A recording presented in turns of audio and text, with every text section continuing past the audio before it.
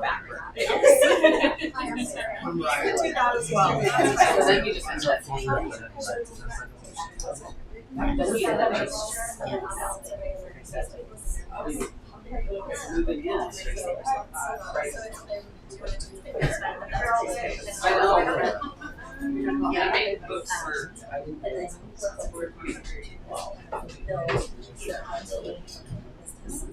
okay, so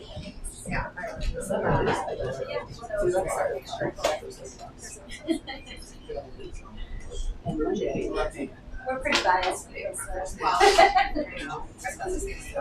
Party or not. Yes. It makes all the difference.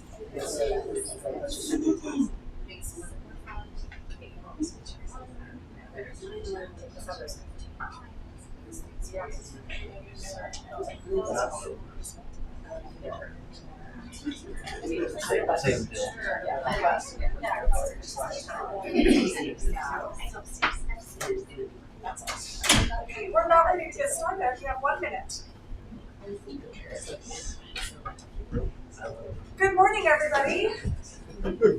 How is everyone? Good. Good. Nice 3-day weekend? Yes. Great. Yes. You guys really can sit.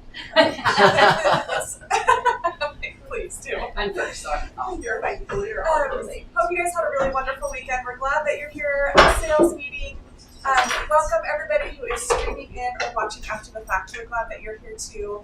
We were just remarking at how in 2024, we're never sure who's going to show up to what in person, and we're grateful that we have the technology to deliver all of this great education and information in multiple ways. So thank you for participating in any way that you are. We are going to dive in. First, be sure to sign in to sales meeting. We have a pretty impressive giveaway today. I have to say that Summer from Innovate Home Warranty, she aims to please. So she is giving away a 2-hour Top Golf certificate for up to 6 people. So you'll want to sign in for this one because it's the only way you're entered to win. So please do. Here's a QR code. There's also the link. If you type in the link, it's all lowercase, so no caps. So do that for sure. We'll dive into some announcements, starting with a broker moment from Krista. I'm just calling you right up. Don't anybody sign up for the prize. Oh, yes. Rich requests that no one else signs in. Today. Just him. Sorry, Rich. I don't have anyone else that I do here. So Okay. Sorry. Hi guys. Good morning. So this is the year to do your ethics requirements. So NAR every 3 years requires you to take an approved ethics class. So anything from 22, 23, and 24. So at the end of this year, make sure that you have taken your ethics class. Otherwise, I'm going to be calling you like the 29th of December, 30th, 31st. I'd rather be planning a New Year's Eve fun instead of calling you checking on your ethics. If you need help figuring that out, call your local association because they are the ones actually tracking it. So you can take it through just a CE class. You can take it through C2EX, which is Commitment to Excellence. It's a free endorsement that NAR offers, and it'll take a couple of hours. It kind of takes you through based on your answers. It'll take you through to some suggestions to do. It's pretty cool, actually. I've done it a couple times already. And then you could also do, what's the other one? Oh, you can take the class at NAR Realtor for free. So CE, you're usually paying for it and taking it through your local association. If you don't need the CE credit, you can take it for free online 2 different ways. So please make sure you get that done before it creeps up on us. Is MLS doing a class? MLS does not do the ethics class, no. But there is an MLS class that you do need to take by the end of this year as well. It's their every 2-year rules and regulations class. So for those of you that are IMLS members, that would be last year and this year. It's a rules and regulations. It's free. It's about an hour. You take a quiz and you get to it on your Paragon dashboard. On the right side, it'll say rules and regulations. So it's totally, actually, you could do it in person as well, but it's online too. So get those things done so things don't creep up on you and then you're either suspended from MLS or you're not a realtor anymore. That would kind of cramp your style a little bit. So, okay, any questions? And you're going to hear this over and over again. I'm going to feel like a broken record and you're going to want to delete. So just get it done. All right, thank you, Kristen. Yeah, thanks, Krista. In addition, it sounds like there's sometimes some confusion on your CE requirements through iDoppel. Now, remember, IREC is now iDoppel when they merged. So just remember, if it is your first time renewing your license, which I don't think anyone in person here fits that, but if it's your first time, there are 4 very specific classes you have to take. It's not electives, it's not, pick what you want. So if it's your first time renewing, please reach out to your trainer or iDoppel if you need some clarification. If you are an agent who has already renewed once and you're in future renewals, you take 2 core classes and 12 electives. There's something going around out there that says 18 credits. It is not 18 credits. It is 2 core, 12 electives. So iDoppel is always happy to take your call or email to verify your education. At the brokerage level, we can give you general advice, but we're not going to verify your education for you. We're going to lean on the state for that. So, but yes, let us know how we can help. Okay, moving on to our tech stack showcase. So something that we offer at the brokerage that I always like to reinforce, the many tools and resources. Sometimes, we'll hear things like, do we have anything for social media? Or what? Do I get a website? All of the things, yes, you do. So please reach out if you have questions. But today I want to highlight our teams at Silver Creek. I've had a number of people reaching out lately about teams and looking for additional training or mentorship, support, or leads. And we have a number of teams at the brokerage that are recruiting that would love to chat with you. Every team is so different. There's no set way a team operates. They will all have their own commission split, and that will be in addition to your commission split at the brokerage. And they'll all have their own tools and services that they offer. So if you want to ever dive into this, I'm our liaison for teams here at the brokerage, and I'm happy to hear more about what you're looking for and make a few recommendations for you. So any questions about teams? Okay, great. This quarter, our philanthropy through Silver Creek Gives is serving seniors. That went out in our email yesterday, and we want to encourage all Silver Creek agents to participate in some way that works for you. So here's a few ideas. You can make a personal donation, financial donation to a nonprofit that serves seniors. If you have the Silver Creek Connection email from yesterday, there are recommended organizations to check out through all parts of the state. So look for that. We have some volunteer events that we're planning for March, and so watch for opportunities to get involved or do your own service, right? We all have a senior family member or neighbor or member of our church or whatever it might be. Drop off a meal, offer to do some spring yard cleanup, anything, right? Just reach out and let's take care of our senior community members. And then our next sales meeting, which I'll touch on in just a second again, is focused around housing needs and challenges for seniors, along with programs that you can access for seniors. So that'll be really informational. We have some great classes coming up, as always. We have core today and tomorrow, both years of core. A number of CE classes, the TAM classes are the CE classes, so jump on and sign up for your CE.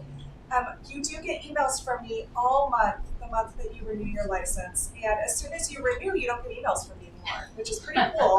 But that means you might want to get your CE done. So, and if you haven't taken Krista's forms class yet, with the updates of the state forms, we have 2 more sessions of that coming up end of this month. Actually, I guess 3, 2 in March and 1 the end of this month. So dive on into that. It's a really great class. Again, our next sales meeting, it's March 5th, and it is Housing Challenges and Solutions for Seniors. And Donna Rogers, who's one of our agents who works with a lot of elderly clients, and then Charity Young, who owns a service company for seniors, will be speaking and educating us that day. It'll be really great. Okay, again, don't forget to sign in. Love to make sure everyone gets entered to win our Top Golf Extravaganza, courtesy of Summer Sweeney with an Innovate Home Warranty. All right, we're going to turn a few minutes over to Elisa from Bluebird Home Loans, who is going to share some info. Thank you. Slideshow.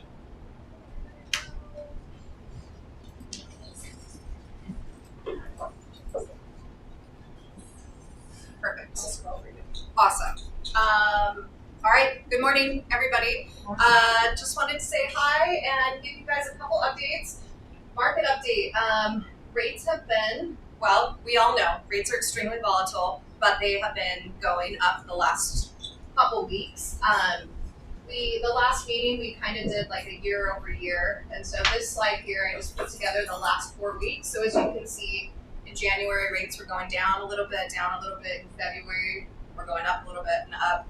Rates were even going up more and more at the end of last week. I priced a couple loans on Wednesday, priced the same loans on Friday, and they had ticked up about another 1/8 in interest rate even from Wednesday. So we're just monitoring it. We're staying on it.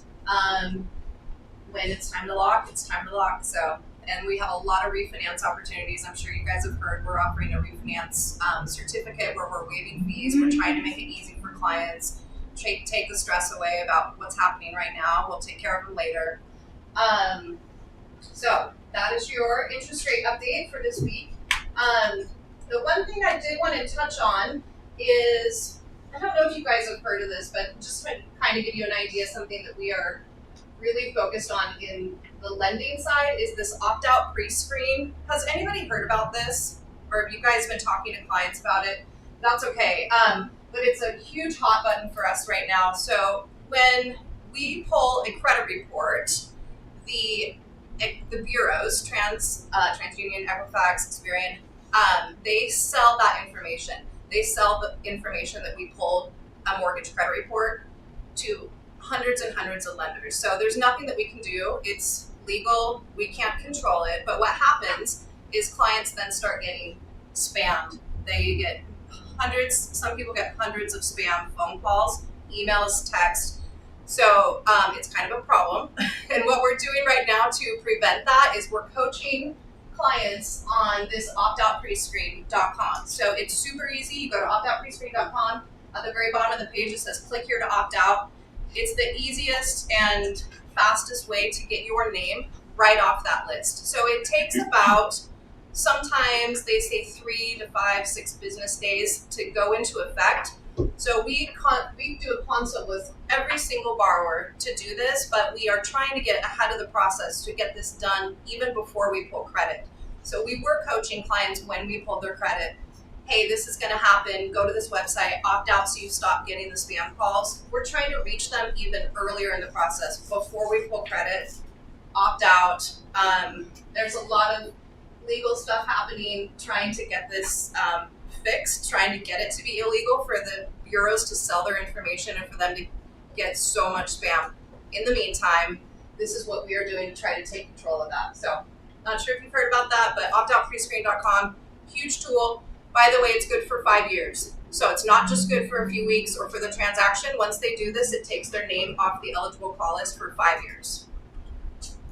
And, oh, real quick, I'm sorry I didn't mention, on the interest rate updates, we send out, thank you, dear.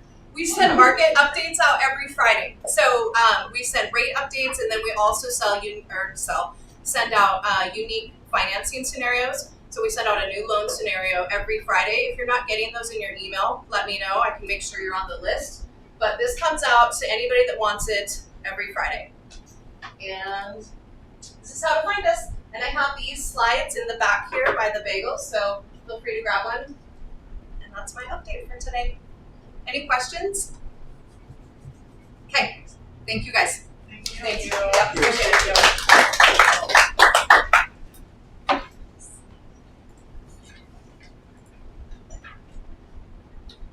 Okay, we are going to turn a few minutes over to Summer from Innovate Home Warranty. Hi guys, thank you for having me. For those of you that don't know me, I'm Summer Sweeney. I have been in the real estate industry for over 20 plus years, but I have been in-home warranties, I think Tyler and I were just talking, I think it's 14. You may have known me from Landmark back in the day, but I actually opened my own home warranty company that I do own. It's called Innovate Home Warranty. A couple things that make us a little bit different are, one, we're completely local, right? So I own it. We don't have a call center. To place a service request, your clients either go online or take a picture of a QR code. They're not waiting online or talking to somebody overseas, which is super awesome. We have one plan, $500, covers everything. That also includes well and septic, so there's no need to upgrade. We are in the whole entire state of Idaho, and that's where we're going to stay. I like to think of myself like Silver Creek's a boutique real estate company. I like to think of myself as a boutique home warranty company. I'm really here to help your guys' clients out. I did keep the preseason tune-ups and the rekey, so those are services that we're offering. We do still offer the free seller's coverage when you take a listing, so if you have questions about that, please let me know. I have a flyer that will protect your seller while you have the home listed. And like I said, I'm here to help you guys. I want to be your preferred home warranty company, so if you have any questions or your clients have questions, have them reach out to me. And then we can get them, signed up and paid at closing, and then they'll be covered for one full year. Awesome. Can you tell me what parts of the state you cover? Yep. So right now we are Treasure Valley, Twin Falls, Idaho Falls, and Pocatello. Haven't decided to go up north yet, but pretty much down in the main. Yep. That's great. So, Thank you. yeah, thank We you. appreciate you so much. Okay, and now for our primary speaker today, I've been really excited for our topic today, which is spotting and stopping scams. We see them everywhere, right? Gosh, just last week, I think in our Facebook group, there was a handful, if not more, people saying, hey, this just happened. I'm going to invite up Tyler Gustafson with Venture Title. He's going to introduce his team and our speaker today. Thank you. Come on up. Thank you, Kristen. Appreciate it. Thanks for having us, everybody. I'm going to introduce our team real quick. We have Amy Anders, who is our escrow officer, Sarah McClintock, who is her assistant, and Ryan Merkel in the back, our sales exec. The young lady right here is going to be teaching her class is Laura Page, our senior vice president. And kind of go off of what Summer said, we are your local title company here in the Treasure Valley. We are owner occupied. I'm definitely entitled. Owner owned and owner operated as well. So Laura's going to talk about fraud, spotting it, what to do. So I'll turn it over to her. Well, I'm sorry that you guys have to come and spend your morning talking about fraud. I'm not sure how exciting that is to all of you. There we go. But it is something that we are seeing constantly in transactions right now. And so I could probably spend a whole day covering scenarios and things that we're seeing, but I did try and keep this down and we'll move pretty quickly. But with that being said, feel free to stop and ask a question along the way. I'm happy to have this be as interactive as it can, although I know it's hard when it's half on video and half in person. So we're going to kind of go over what the problem is, what we're seeing, red flags that you can watch for, steps you can take to minimize the risk, and then what to do if you or your customer is a victim. So, all right, so what is the problem? Well, the biggest problem is hackers are trying to get money diverted to their account instead of where it's supposed to go. So at its simplest form, it's really just about taking someone's money, right? But there's a few ways that we see this. We kind of group it into buckets: wire fraud, systems shutdowns or ransomware attacks, earnest money fraud, closing fraud screens, which a lot of places are calling seller impersonation fraud. So not only do we risk our buyers and sellers losing money, but ourselves losing money. And then a lot of times what happens is if money is diverted, then we all get named in a lawsuit. So everybody that had anything to do with that transaction has to now pay to fight and say they didn't do anything to cause this fraud to happen. So the more that we can do to educate and communicate with each other and make sure we're watching for these things before it happens, the better off we will all be. So how it works. So almost all of the scenarios start with phishing, which I'm sure you've all heard about, but really what fraudsters do is they try and get access to emails or passwords on your account, and then they sit and watch. And whenever they find enough information that allows them an in to insert themselves into a transaction, then they pounce. And so they'll send you a phishing email directly to you. Sometimes they'll put links or QR codes in an email or on a website in hopes that you'll click on it. And when you do, then that will give them access. They also sometimes will use the phone more and more. They'll actually call you and try to get information from you. And then now with the advancements in AI, you can actually even create voices. You can take like a celebrity and make it look like they're saying a message that they're not saying. So it's just becoming more and more advanced, the tools that they have at their disposal. So they really want you to click on this link or this document or this QR code, because once you do, it allows them access into your system. And so from there, they can get access to all sorts of things. They can sit and watch, and they can watch you log into things. They can save your passwords. They can essentially become you online, which is really scary. I do have on this page, there is a link here to a video. I'm not sure it will play with a live stream, so I don't know that we need to go into that, but I think what's really interesting about it is that basically this reporter goes to a convention in Vegas where these hackers are trying to break into systems. And so as part of his story, he asks them to hack him. And yeah, if you want to, these are the times. So I was just going to only show it in a minute or two, but that's the first time slot in the second one.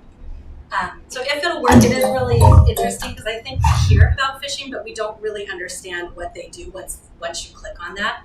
So the first example, if we can get it to play, is a phone example where somebody is able to essentially get access to his account just by using a phone. And then the second one is an example of the email phishing. And see if I can get them to give me your email address. I bet they're good. I bet they have my back. But yeah, go for it. I'm gonna spoof from your number, so it's gonna look like it's calling from you. Okay. Hi, I'm so sorry. Can you hear me okay?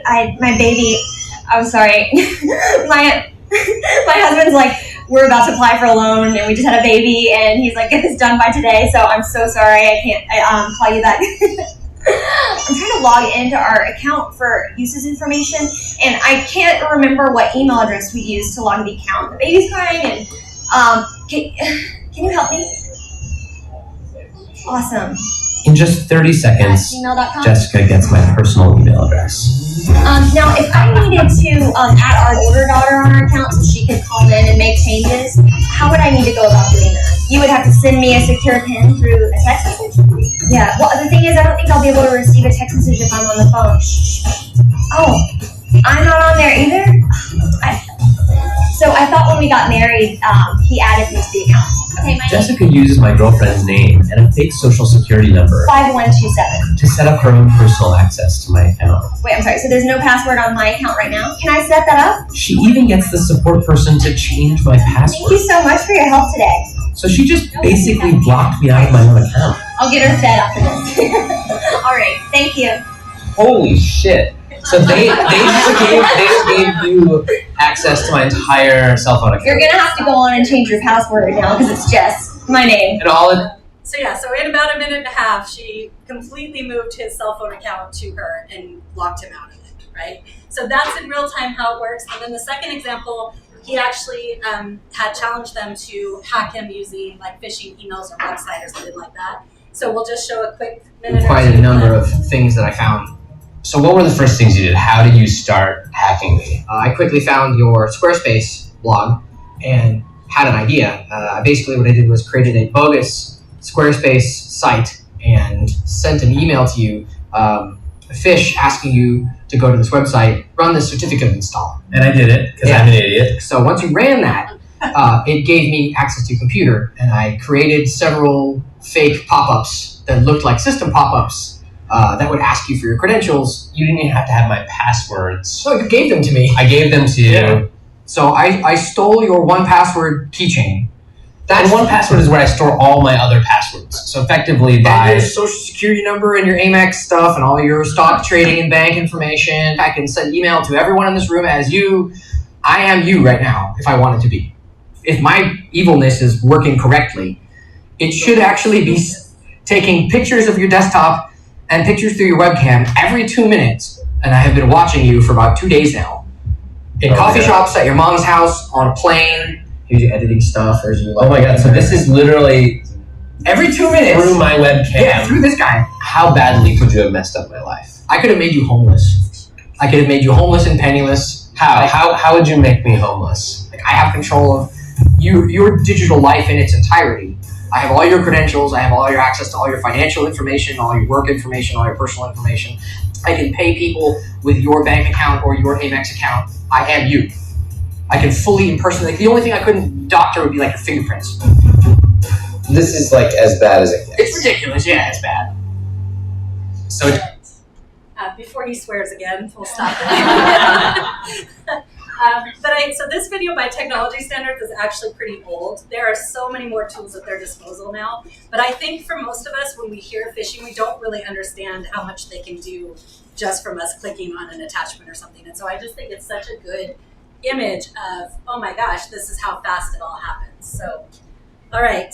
So phishing is really the starting point of how they get in and get access. And so they watch these emails, especially targeting real estate agents like yourselves, because you're more likely to do a lot of transactions in a year, right? And so they'll sit and watch and look for details, and then they create emails that impersonate people, and they'll intercept themselves into the transaction. So they might, for example, see that you sent a transaction to Amy at Venture, and so what they'll do is they'll create an email address that looks like Amy's, and they'll send it to your buyer and say, here's your closing statement and your wire instructions, send the money here. And that's 2 weeks before we ever even get to the point of closing, of when we're actually asking for the money. And so by the time we catch it 2 weeks later, that money is gone. So in a gist, that's kind of how it works. But so those emails and getting access from phishing is really what kicks off the entire process. So at a previous company that we worked at, we had an example of this taking place. And so in this particular example, it was actually a seller, which is really unusual, but they needed to bring in money for a payoff, an additional payoff that they were doing. And so they needed to send money to us. Our escrow team was actually talking to the seller daily. They were planning to move money between some investment accounts, so it was going to take a few days for them to get the money. So we kept checking in. Somehow in that time, they received an email from a fraudster with new wire instructions, different than what we'd already provided them. And instead of checking, this seller went, okay, sent the money. So we call the seller to do our daily check-in. Hey, when that money coming? And he says, well, I sent it this morning. So we immediately ask, where did you send this? Find out it was fraud, file a claim. Luckily in this case, because it was just hours after he sent it, we were able to recover those funds with the help of the FBI, but that doesn't always happen. If you don't catch it within that first 24 to 48 hours, the chances are very slim that you can recover those funds. So time is of the essence. We had another example with a buyer where it was a cash transaction. So as you know, those are often a pretty quick closing. They want to close within a week or two. It's time. And so we were working with the real estate agent. We didn't have the buyer's information yet. We get the title commitment out, get kind of the initial numbers going, and we reach out and say, hey, we need to get your buyer's information so that we can coordinate getting funds to close and things like that. We reach out and say, hey, are you going to do a cashier's check? Are you going to wire funds to us? Kind of talking about what to expect. And he says, oh, I already wired the funds to you 2 weeks ago. So right after the order was opened, he had received an email that was made to mimic the escrow officer's email address. He actually had created a fake settlement statement that looked like it was probably from about 25 years ago, but it was a settlement statement. The buyer even went back and forth with questions on his numbers with the fraudster and sent money. Unfortunately, that one, it was not recovered. It was about $900,000. And so sure enough, quickly followed a lawsuit naming title company, agent, brokerage, everybody that could be named in this lawsuit had to go and defend what they did to try and prevent this from happening. So even though we're not the fraudsters, we can't control who they choose to send money to, it helps to show that you're taking steps to educate the buyers and sellers and reminding them to be mindful and watching for some of these red flags that are coming up. And then the other scenario that we see when it comes to wire fraud is that fraudsters will watch emails, because a lot of times when we request a payoff statement from their current mortgage, the property owner will also receive a copy of that payoff statement. Their lender sends it to both.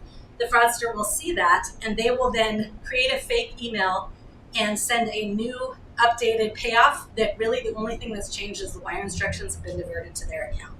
So those are kind of the biggest wire fraud examples that we're seeing right now. We have a couple examples of phishing that we see regularly. So I'm sure you all have seen a tons of these, but some of them are pretty sophisticated. This is an example where they mimicked a lender, an actual lender processor, loan processor. At the Title and Escrow Company, we receive emails like this multiple times a day where we're supposed to go in and get instructions from the lender so that we can prepare documents. The trigger on this was in this link right there. Normally when you hover over a link, if you don't click on it and hover it, it'll tell you where it points to.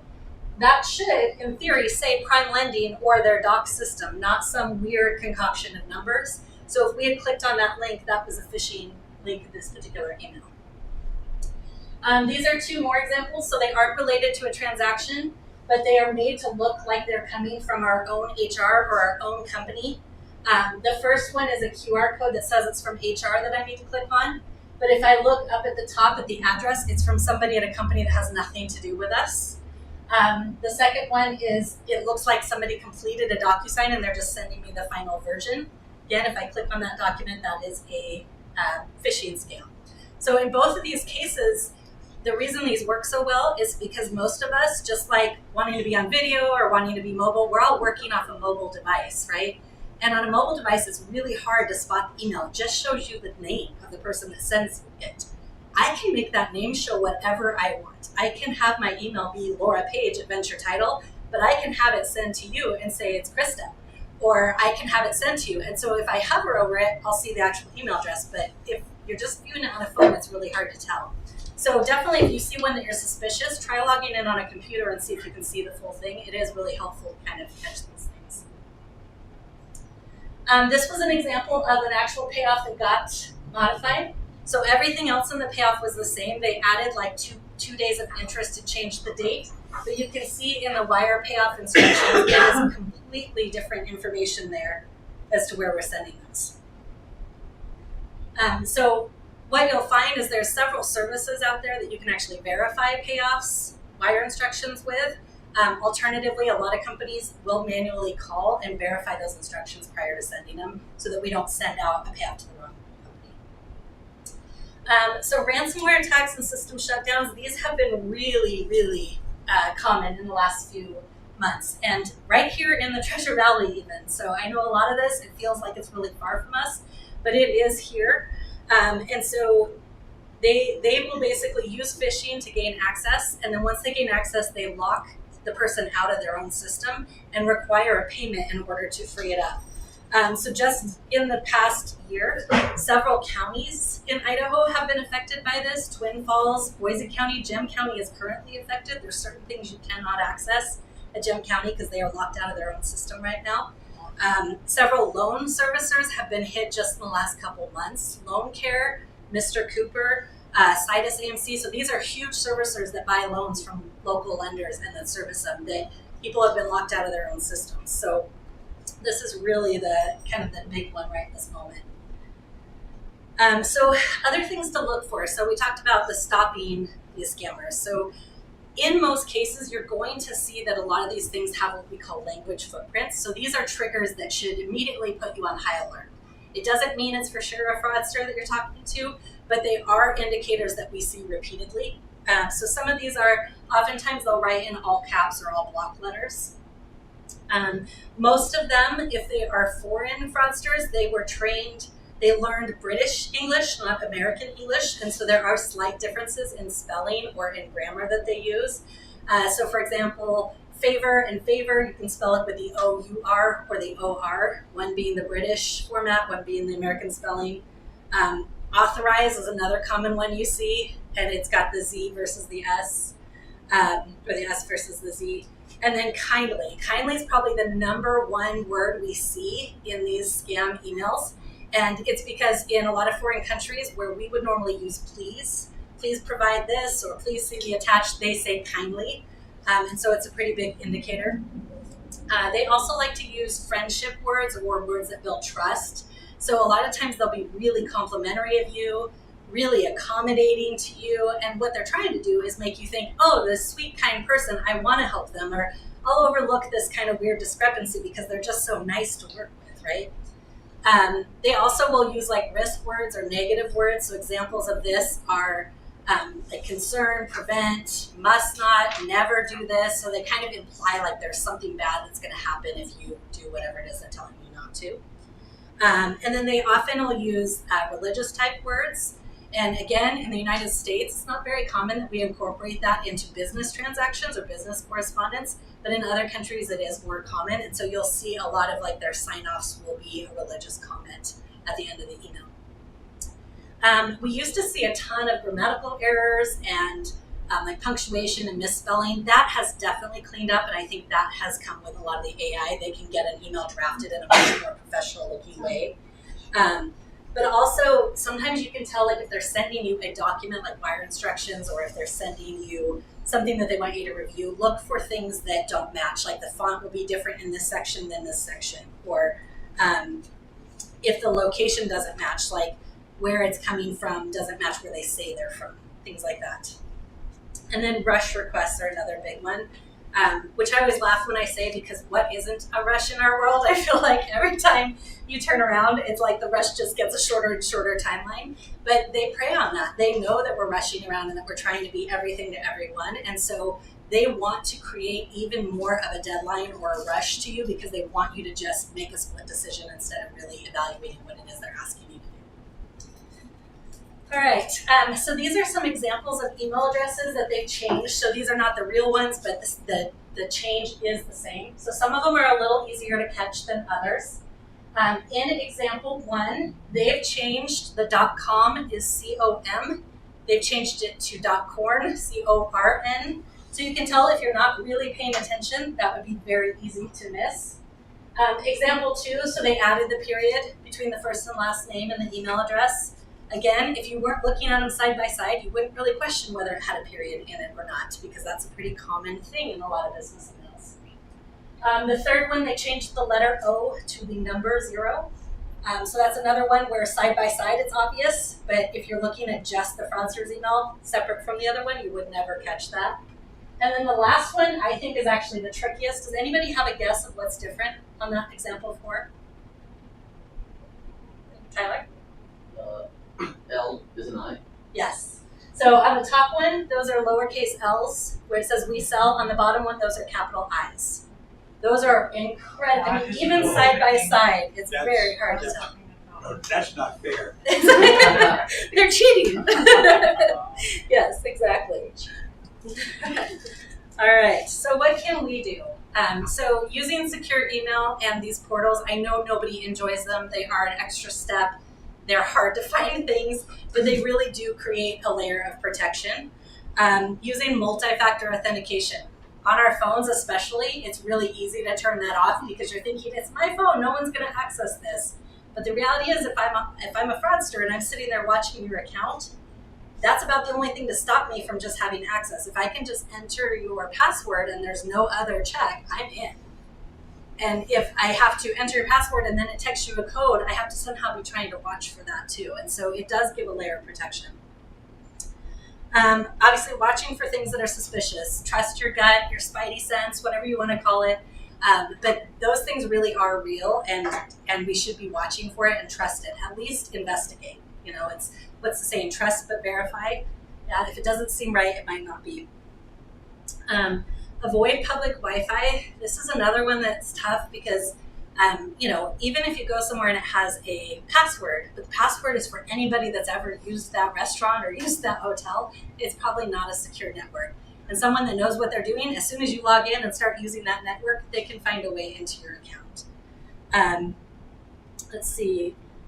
Checking the path. So we talked about if you're on a desktop, it is much easier, but you can hover over a hyperlink or an email address and it will tell you where it's actually going to take you without clicking on it.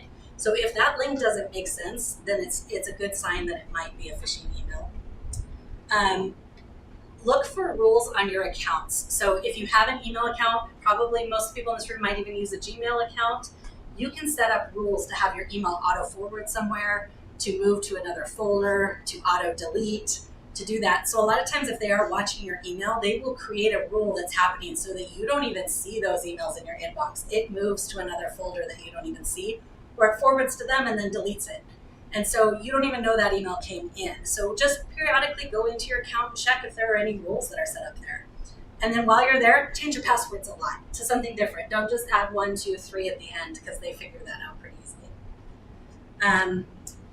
Other things would be to set good expectations and educate. So really more and more, the earlier you can get in front of your buyer and seller and tell them, hey, watch for these things. Don't just send money blindly. Those are the things that are going to stop people from following a link or just believing it. Because most of our buyers and sellers, they don't do this every day. So they see an email that looks official and they think, oh, I'm supposed to do this. And as we've all gone more and more digital, that a buyer on a transaction with a loan is probably receiving hundreds of emails throughout the course of that. I mean, a lot of lenders are using portals. They're getting email updates on every document. They're getting emails from us. They might be getting emails from you. And so it's really hard for them to decipher what's real and what's not. Another good resource is use your escrow officer. Get them in touch with your buyer or seller really early so that they know who to expect to talk to. We can tell them, we won't send you an email blindly with wire instructions. We can kind of set the tone for what they should expect. So at Venture Title, we are already doing a few of these things. So you might see us asking for contact information pretty early on to reach out. You'll see we have a fraud notice that goes out right when that title commitment gets done that kind of warns them, hey, these things are happening, be on your toes. We have another reminder that as we get close to closing that talks about how to send money and not to just wire it blindly to us. So just anything that we can do to educate people. All right, earnest money fraud. So this one comes and goes every few years, but it does happen pretty regularly. What it is essentially the buyer will either be a foreign person or they're traveling at the moment. And so they'll say, write up this contract. They do it all remotely with you. Send it to the title and escrow company, and then they'll say, hey, my banker's going to overnight you a check for my earnest money because I'm traveling, or I'm out of the country, and I can't go in and initiate a wire. And so all of a sudden we receive via FedEx an overnight check, and it's a cashier's check often, or sometimes it's just a bank check, and we deposit it, and then immediately after they'll say, oh, actually I'm going to cancel and I want you to wire those funds back to me. Or sometimes we receive the check and it's for the entire purchase price, and then they'll say, oops, sorry, my banker messed up. I really need you to wire that money back because I wasn't prepared to spend that much money yet, right? What they're doing is oftentimes that is stolen check stock or it's previous year's check stock from a bank so that it looks legitimate. It has all these security features, and it usually takes about 2 weeks for a bank to actually notify us of that fraud. So they're hoping that we will refund that money before we find out that it's fraudulent, and then it's gone. We can't get it back. All right, this one is the big one and probably what prompted us coming here today. But this one has been happening a ton lately. So there are kind of two types of this vacant land or seller impersonation that can be with a foreign or a domestic fraudster. So the foreign is definitely more common, and all of the red flags that we've shown are easier to spot. The domestic is much harder. Oftentimes they are hiring someone who will come in and talk to you face to face, and you won't know who you're dealing with. They might have even stolen an actual notary's credentials, and so they'll say they're going to notarize it and it'll all look legitimate. It'll be a viable notary, but it wasn't the actual person that it was supposed to be doing it. So these ones are a lot trickier. So most commonly, these are properties that are either vacant or non-owner occupied. So they could be a rental property or a business, like an investment property, a vacation home, or just bare land. They are free and clear, so they don't have any mortgage or liens on them. And then oftentimes elderly owners are targeted, but not necessarily. Anyone's fair game in this world. So why are they doing this so much? Well, public records, you can go and record a deed. Anyone can go down and record a deed on any property. The county recorder doesn't vet that you have a right to record that deed. So they can go and modify records to try and make it look legitimate. They can do a lot of research online or even at the county recorder, so it's pretty easy for them to get it. Fake IDs, believe it or not, is like one of the top searched items on the internet right now, so they're pretty easy to get or to mess with. And they have information from the dark web that either they buy or they hack in from phishing, and they watch and they get information from you. They might have you click on something. They might see on your social media that you answered the quiz and said what your pet's name was and what your childhood best friend is, and what your high school mascot was. Those are all common passwords, right? And so they do their research and they figure this out. They'll also call and they'll Often look for real estate agents that meet a certain profile. So be aware of what you're posting about your type of business. They may, for example, look for somebody who's newer to the business, thinking, oh, you may not have as many checks and balances, or you may not catch as many things, or you might be hungry for the sale, right? So you might be willing to overlook something. So be aware of kind of all of those things. But so these are red flags. So they do prefer to talk via text or email. It's really difficult to reach them by phone, but we have had some that will talk to us on the phone. They usually try and avoid video calls. We've asked for that as well. They almost always have a work excuse, or they're at a conference, or a medical condition, or they're caring for like a loved one that has a medical condition. Again, leaning into that, we want you to sympathize with me. I want you to overlook rules and requirements that you normally have, because I want you to think that this is a big thing. A recent one, which I'll show you the example in a minute, it was that they were at like a religious conference, a missionary work conference. So again, trying to lean into that sympathy that, oh, you'll give me a break because I'm a good person and I'm doing these things. Oftentimes they are willing to sell the property at below market value. They want a quick sale. They don't care about negotiated items because everything is just gravy to them. So they don't care if they have to pay an extra fee for somebody in order to get the property sold. So they're often really easy to get a contract done because they don't push back on anything. They just want the deal to close as quickly as possible. And they'll be really concerned that it's a wire, that it won't be a check, that they'll get their money via wire transfer. Oftentimes, the easiest way around this is to do some kind of identification check. So early on, talking to these people has been our first indicator. When we talk to them, even just in conversation, most of them very clearly don't fit the description of who should own this property. But even more than that, sometimes if you just conversationally talk, like, oh, did you used to live in the house? Did you have any kids? What school did they go to? They only know the things that are in the public records about that property. So if you can get them talking more personally, they will usually give you a red flag that they really don't know anything about the neighborhood, the area, anything about the property. But additionally, once we kind of have our senses go up and we're like, oh, what this might be, we can put them through an identity check. And they aren't perfect. There are ways to pass identity checks, but we do have a couple options at our disposal. For example, we can require that they do like a remote online notary where they have to appear on video, they have to answer a series of questions about themselves, and they have to show an ID that gets scanned for its validity. So there are some protections in place for that. We also have other ways we can send something to them where they just have to do like the knowledge-based questions. So there are kind of another layer of identity check that we can do if you have, even if you send it, say you send an order and you're like, call the escrow officer and just say, you know what, I don't have anything definitive, but man, this doesn't feel right. Is there something we can do? Because we're happy to team up and create a reason to have to send something where they have to verify their identity. If they refuse to, that's usually the first indication that they are who we think they are. Oftentimes, if you look at things, so they might request like a power of attorney to be used, but the reason either doesn't make sense, or like you talk to the power of attorney, they've never actually met the person in person, or the power of attorney will be like, yeah, I'm the power of attorney, but I want all the money to go to my account. All of those are red flags that something's not making sense here. A lot of times they will provide ID. If you say, hey, I'm going to need you to send me an identification for my file, they will send it to you. And it's doctored, and it's amazing because you can find red flags. Again, talking about like the font might be different in certain areas. They will sometimes have where the picture isn't square, like all IDs or passports are always a square picture. It'll be like as if they overlaid an image.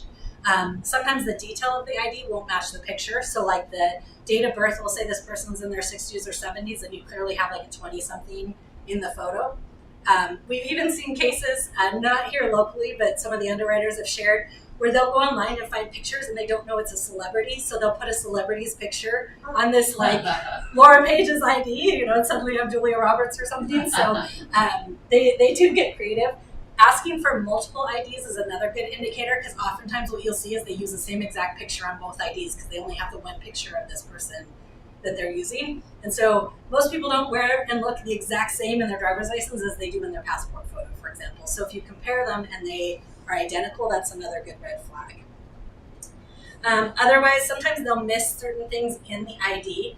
Like it will say, for example, that it's a male and it's clearly a female, or it might, again, the date of birth is off or the name is reversed, so like I'm Laura Page.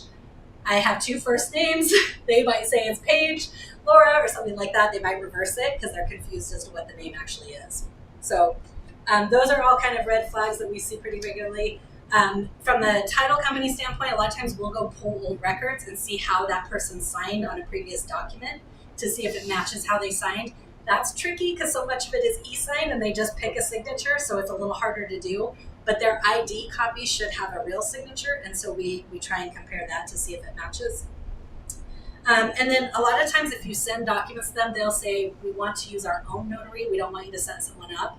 And then when we get that package back, the location it came from is somewhere different than where the notary says it was signed. So for example, they might have a notary seal from somebody that is licensed to notarize in Oregon, but the package came from Texas. That would be a red flag. And then maybe when we look and they say we want our money wired and the money's going to New York. All of those don't match up, so it doesn't make sense. Let's see. The other one, you all wouldn't see as much, but a lot of times they try and do a for sale by owner type situation where they write their own contract. Those can be pretty entertaining. They'll have really weird language in them, or counteroffers and addendums don't make any sense. They contradict each other. So those are all red flags as well. All right, so this was an example that we recently had, and what I'm sharing is actually a made-up email for this person. It is not the real seller. But right from the get-go, this was a cash purchase of a vacant lot, and right from the get-go, they wanted to close early, and it was free and clear, and they wanted to sign out of state with their own notary. Okay, so that was kind of just setting it up. So the first kind of red flag was that the property is free and clear, it's vacant land. They wanted to do a rush closing. Next, the name that's on the purchase and sale agreement does not match the way the person took title. Okay, so that's not entirely a red flag because sometimes people get married or they get divorced or their name changes, but it definitely puts us on trying to figure out why that is. And then the seller's out of state, and when we try to call and verify information, there's a bad phone connection, and we have to then email her because we can't continue the conversation. So in this example, you'll see at the bottom, so sorry we had a bad phone connection, thanks for your marital status. We need an address for this mobile notary. We need to talk to them and arrange getting documents to them. So she comes back and says the wrong name of who she's talking to. So good day, Amber, which should have been Amy. I would like to arrange for my own notary if the closing package can be sent via email with a FedEx return label, as I will be quite busy next week moving interstate for missionary work. I did receive the closing statement. If this will cost additional charge, let me know. So you can see there's some grammar errors in there. She addressed the wrong person. She's leaning into that religious content, trying to solicit like, oh, poor me. I want you to feel bad for me. So we respond again because she doesn't answer, saying, hey, we still need to talk to this notary if you're going to use someone that we have not vetted. So we ask for that again. And she gives another excuse. So good day, all. I've been away as I'm on a church seminar on transit. So this was different than her moving situation. I request a mail away, will arrange my own notary and follow instruction to get documents sent back before Friday. If closing documents is received today or tomorrow, thank you, stay blessed. So again, grammar error issues, start wondering who in the world we're talking to. So meanwhile, at this point, we've discovered there is another Yvonne out there. This is not probably the person, and so we basically say we're requiring a Zoom meeting to move forward. She says, thank you for the prompt response. I did not go to my laptop on this program as it is a church and missionary outreach program. I have to look for a library to get my driver's license scanned and sent to you, so setting up a Zoom call will be a little bit hard. I cannot promise that at this point. Jesus is the way and truth and light. So again, just more and more leaning into this, trying to get some sympathy. So ultimately, we ended up canceling the transaction, just told her that we could not move forward. And Sarah, we're going to talk about her ID that she provided. if you'd like to. It's twofold problem because the actual seller was at a doctor's office and they were hacked. Sarah, can you go up? Yeah, I was going to just repeat it. They can hear you on the live view. I don't want to be funny. Unless Laura wants to repeat everything Yeah, you say. sorry. Let's do it one time. That'll be fun. So the seller's ID. So we've asked for a provision for the ID, like we would like to see you. We don't think you're really you. The whole scenario is playing out. And she actually sent us a copy of the actual seller, actual owner's ID. There had been a hack at a medical facility there where she got a copy of this woman's ID. So we got the real person's ID. We're not talking to the real person who sent it to us. So it's a twofold, this phishing scam hack thing happened, and then we've got this other scam thing happening, and it all overlaid itself. So just kind of it all double scams sometimes. It's So crazy. it just highlights the point that we need to do multiple checks, because just requesting the ID was It valid. was legit. It just was wasn't not hers. the person that we were dealing with. And so Sorry. again, trusting your gut that when you're reading this email, this is not the person that ID that we just received. This doesn't match up to who we're dealing with. So taking precautions. Again, trying to move through this pretty quickly for you guys. So on this one, really trying to talk to the person in person or on video call.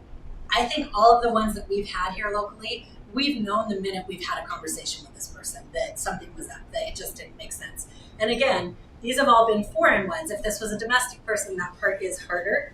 But you will see that most people are requiring that they use our vetted notary services instead of their own. For this very reason, there's so much notary fraud going on. They'll steal or get an old notary seal from another state. It's very easy to do, and it looks legitimate, and we don't find out until after the recording takes place. We use wire verification services, so trying to verify. We can also do this with a seller's account. We can find out where that account is housed compared to where we think the seller is and see if those make sense. Requiring multiple forms of ID. So again, she found the one online. She probably couldn't have found a second one. So the more you ask for, the more likely you are to vet it out.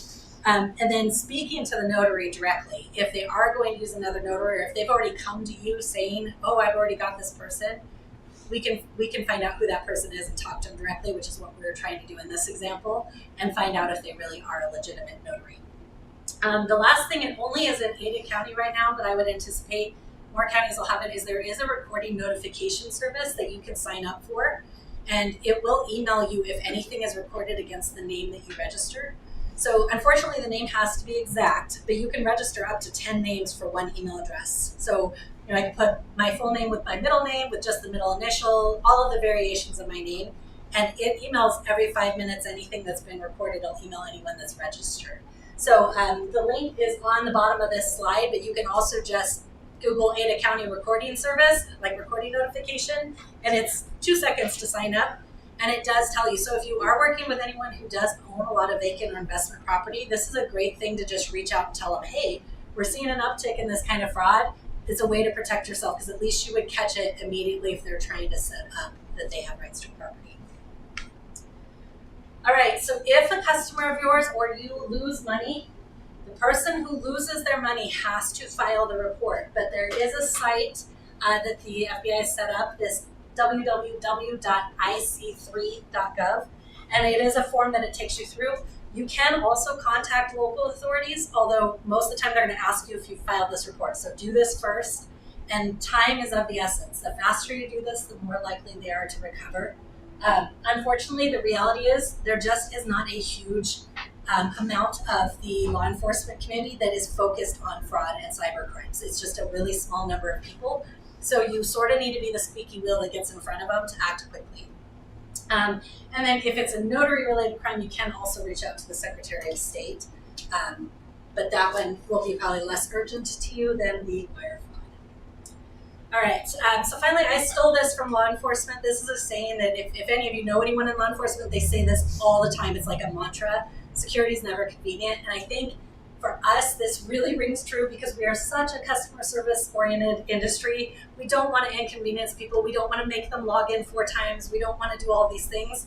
But the reality is we're at a point where this is now a need. And it's the only way to protect ourselves and to protect our customers. And so we just really need to understand that there are just certain things that we may have to require or have to do to try and protect ourselves and our customers.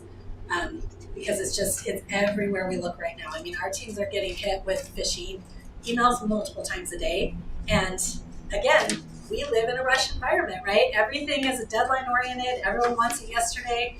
And so we are really susceptible and ripe for fraud, and we're just kind of sitting ducks waiting for somebody to target us. The key word here seems to be wiring.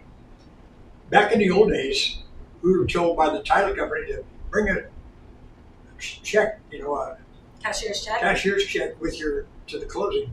Yeah. So, Hand it to people in person. yeah, so question for anyone who might not have heard that is the problem seems to be wiring, that previously we used to always do everything by cashier's check Yeah. in person. And again, in most cases, the wiring, it's not really the wire itself, it's when you're not in person to provide wire instructions. So our preference is that if a seller is going to have us wire funds to them, that they are going to give us those instructions in person at the signing, not try and email us their instructions. But the EM fraud, the earnest money fraud that I discussed, is actually a cashier's check fraud. Yeah. Yeah, so it both can be the problem. And really, it has to do more with being remote and less about the method of how we're doing funds. But it's a great observation, and it does ring true. Any other questions? I know it's a ton of information and a really exciting topic. All right, well, thank you all for letting us come in. I really do appreciate it.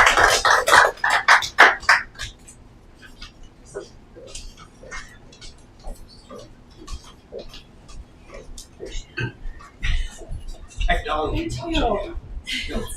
I know we kind of joke that we're going to go back to carbon copy statements and overnight delivering everything, and it's a lot.